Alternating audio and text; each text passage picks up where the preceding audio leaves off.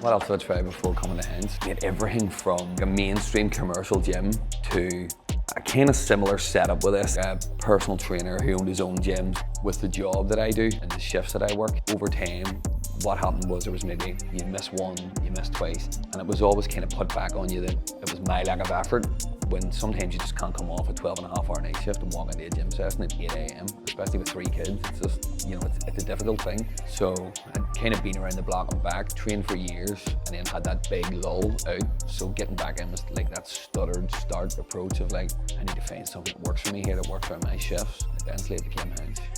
I think I seen the video they put up advertising the 6-week program. So I went on, I'd never heard of this place. And even what drew me to it was even the name, Hinge, it has something about it, like black and yellow.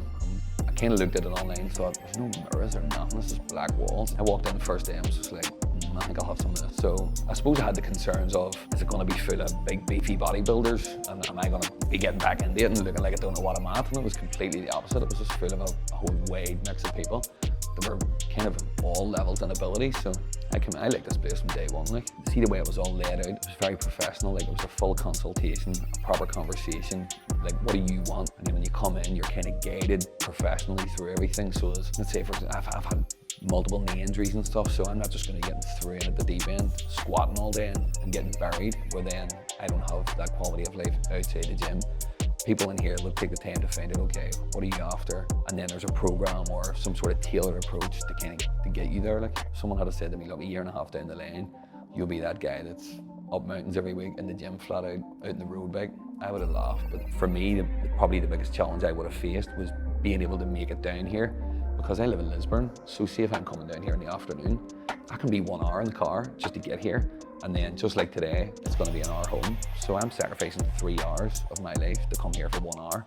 And I think that says a lot about how I feel about Hinge and the way this place is and how it's ran. Both the setup of Hinge and the people who operate it make it easy for you to be able to become consistent. And because of the just general nature of the place as well, you're around like-minded people who want to train and kind of after the same sort of goal-oriented mentality than you. So once you're here for a while, you become part of that culture. I don't want to miss it now. I got to a stage where I love coming to the gym. My main goals are bigger mountains. Like, ultimately I'm after Mount Everest now. Like, it's became one of them things where at first it was Kilimanjaro, and then I was knocked out of the park, and I had other things that I've already done them, and some of the stuff that I'm doing now I thought was 5 years away.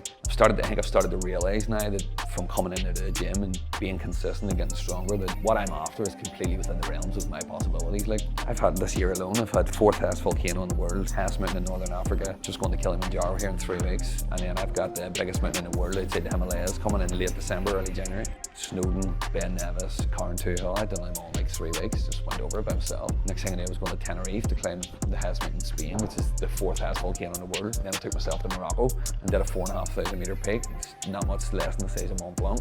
These are getting easy, like, you know what I mean? And it all started by just coming in and going to the gym, and then now, I was like yesterday, 56 mile in a road bike. But one stage I was 21 stone, you know what I mean? I think what I love most is you don't realise you're spoiled for choice. So see, having your own rack, your own equipment, you never share anything in here. You never have to go, excuse me, you're done, That culture doesn't exist here. This is people coming in who have a mentality of wanting to achieve something. It's the whole accountability, traceability thing. So there's access to a number of apps whereby I can look back on the app and go, last time I was lifting that for these many reps. The accountability, because you have to log and record everything. So there's no, let's just skip that rep today. That doesn't exist. It has to be done, it has to be recorded, and then they can see that as well. And what that then breeds is a whole system of just go in, get it done, leave. I think that's what I like most, the whole setup and everything that's outside the setup that forms part of that whole structure. See them two sort of things working together. I think it's absolutely perfect. Like.